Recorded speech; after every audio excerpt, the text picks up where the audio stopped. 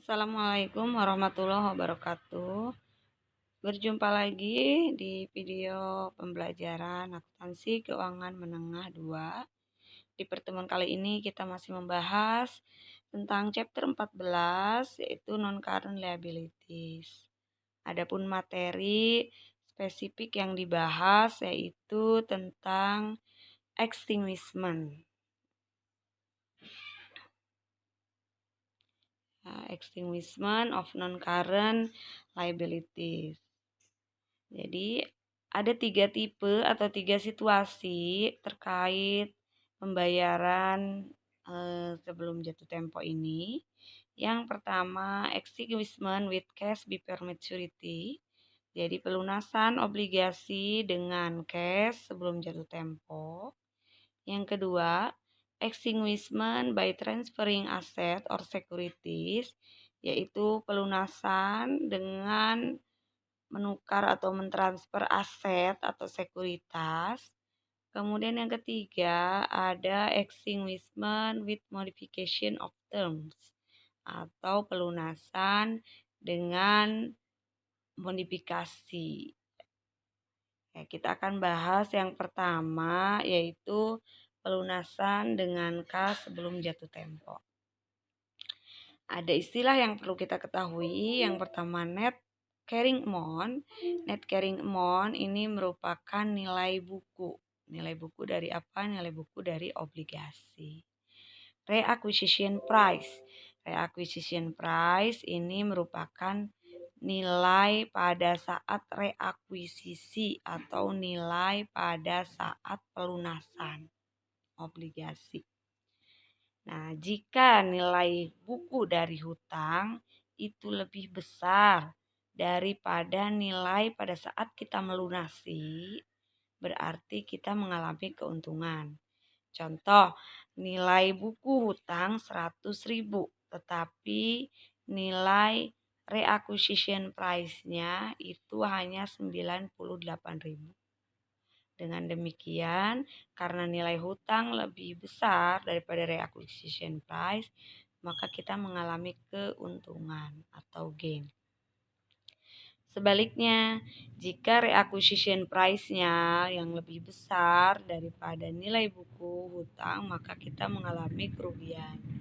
Kita contohkan, kita harus membayar reacquisition price-nya 102.000. Tetapi nilai buku hutangnya itu hanya 100.000. Nah, berarti nilai pelunasannya lebih besar. Nah, maka dikategorikan sebagai rugi. Nah, pada saat reakuisisi ini, jika ada premium atau diskon, maka harus diamortisasi sampai dengan tanggal reakuisisi.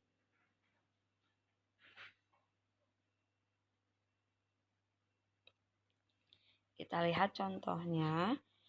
Evermaster menerbitkan obligasi pada tanggal dengan diskon pada tanggal 1 Januari 2019. Jangka waktunya 5 tahun. Nilai pari dari obligasinya 100.000.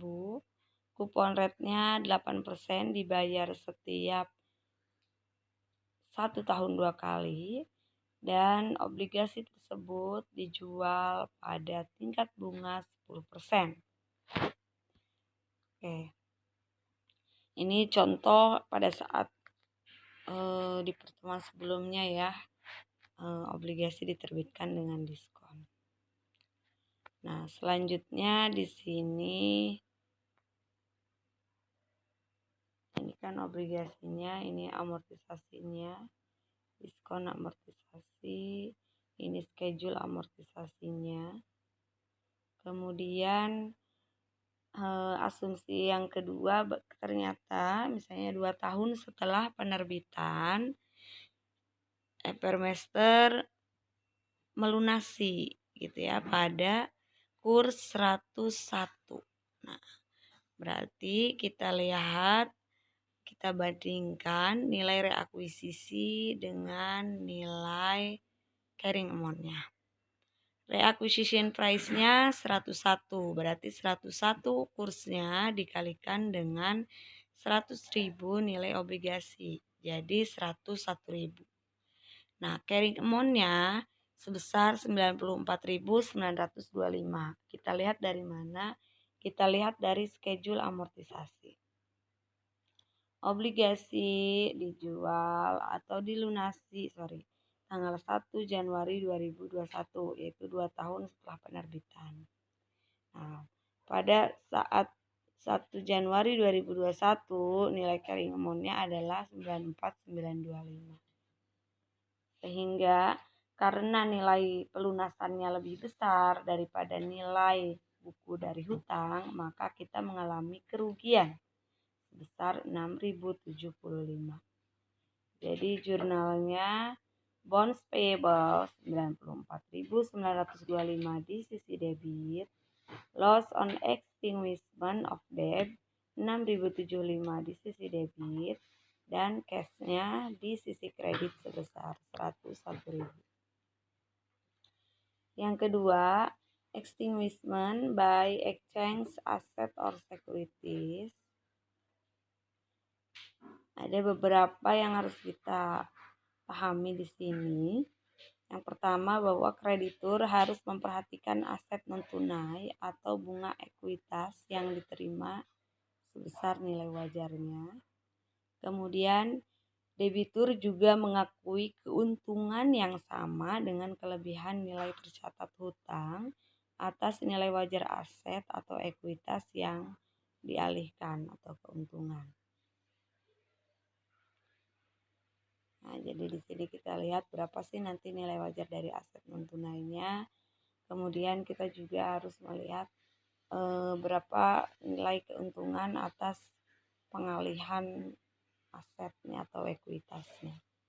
Kita lihat contohnya, Hamburg Bank meminjamkan uang sebesar 20 juta ke Bond Mortgage Company, di mana uang tersebut untuk membangun apartemen. Karena suatu hal di mana si Bond Mortgage Company ini mengalami kebutuhan keuangan, maka dia tidak bisa membayar pinjaman tersebut. Nah, selanjutnya Hamburg Bank ini dia menandatangani bahwa salah satu dari real estate dengan fair value-nya 16 juta. Ya, jadi karena memang tidak bisa membayar, maka si bond mortgage ini akan menyerahkan salah satu dari real estate-nya, ya, di mana nilai pasarnya itu sebesar 16 juta, sedangkan nilai obligasinya itu 20 juta. Adapun carrying value dari real estate itu 21 juta. Bagaimana pencatatannya? Yang pertama, notes payable to Hamburg Bank itu sebesar 20 juta berkurang karena dibayar ya. Kemudian loss on disposal of real estate 5 juta. Loss on disposal, jadi kerugian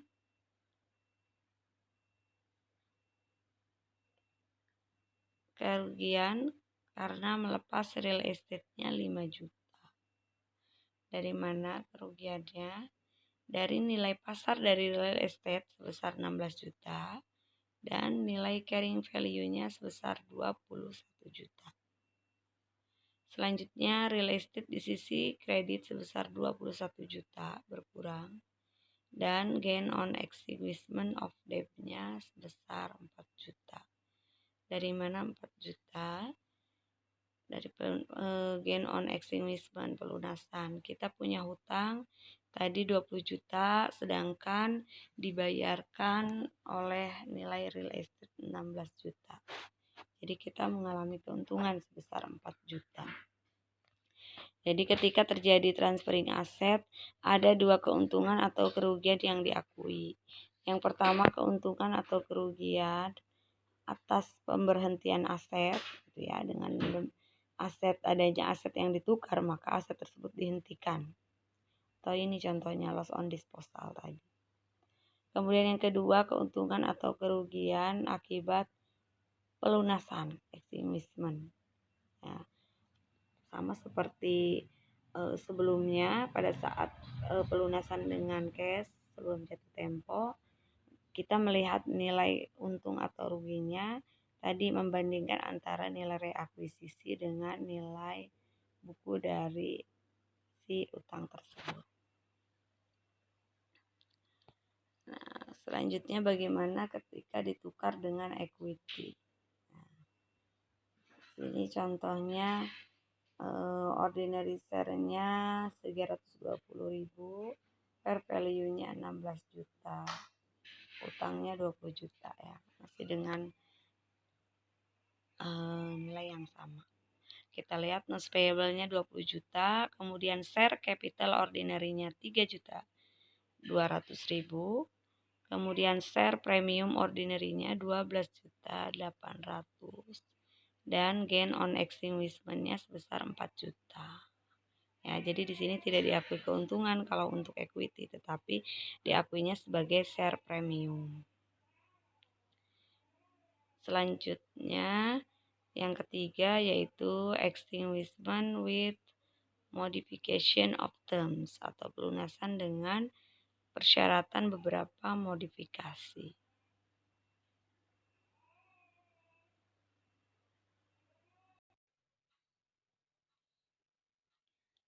Kreditur dapat menawarkan satu atau kombinasi dari kombinasi berikut.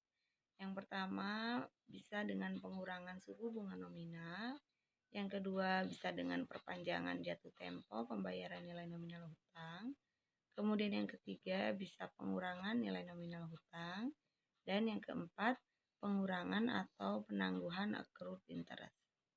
Kita lihat contohnya. Pada tanggal 31 Desember 2019, Morgan National Bank ini memodifikasi pinjaman dengan Resort Development Group, di mana bank merestrukturisasi pinjaman dengan nilai 10.500.000.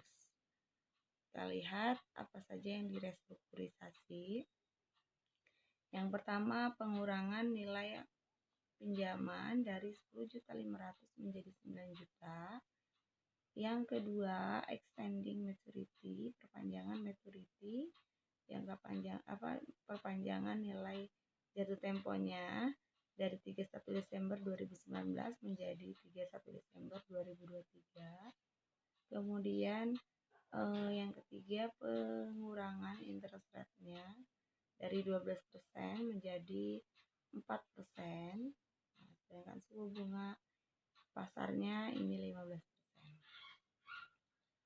Selanjutnya di sini kita membuat fair value atau present value note-nya ya, yang baru. Present value dari prinsipal yaitu sebesar 9 juta yang ke waktunya 4 tahun. Dari mana 4 tahun? Itu dari perpanjangan. Kita tahu tadi ketika perpanjangan perpanjangan utangnya dari 2019 ke 2023 berarti 4 tahun. Nilai suku bunga pasarnya 15%. Didapatlah menurut tabel 0,57175 dikali 9 juta jadi 5.145.750. Yang kedua, present value of interest 720.000 itu dari 9 juta dikali dengan 8%, 720.000. Kemudian kita kalikan dengan tabel 64, 2,85498. Jadi nilainya 2.055.586. Kita tambahkan totalnya adalah 7.201.336. Nah, di sini dari hasil modifikasi tersebut maka terdapat keuntungan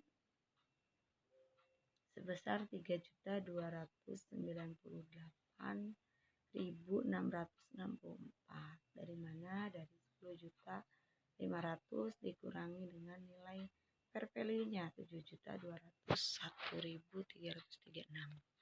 Jadi jurnalnya yang baru adalah notes payable old 10.500.000 di debit, gain on extinguishment of debt 3.298.664 di sisi kredit, dan notes payable yang baru sebesar 7.201.336 di sisi kredit. Nah, ini schedule amortisasi yang terbaru ya. Pada saat carrying value-nya 7.201, maka pembayaran bunganya pada saat 31 Desember 2020. Interest expense 1.080.200 di sisi debit, notes payable-nya 360.200 di sisi kredit, dan cash-nya sebesar 720.000 di sisi kredit.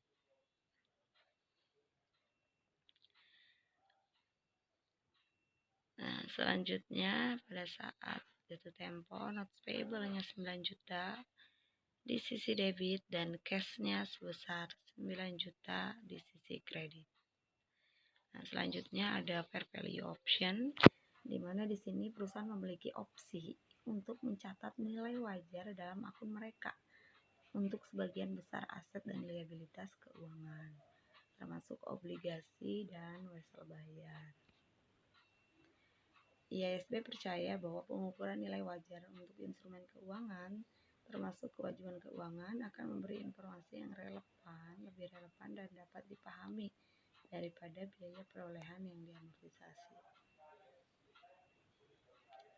Kewajiban tidak lancar dicatat pada nilai wajar, dengan keuntungan atau kerugian yang belum direalisasi dilaporkan sebagai bagian dari laba bersih. Kita lihat contohnya, Edmond ini menerbitkan 500.000 pada 6% pada tanggal 1 Mei 2019. Fair value option ya, pada tanggal 31 Desember nilai dari bonds tersebut 480.000. Market rate-nya 8%.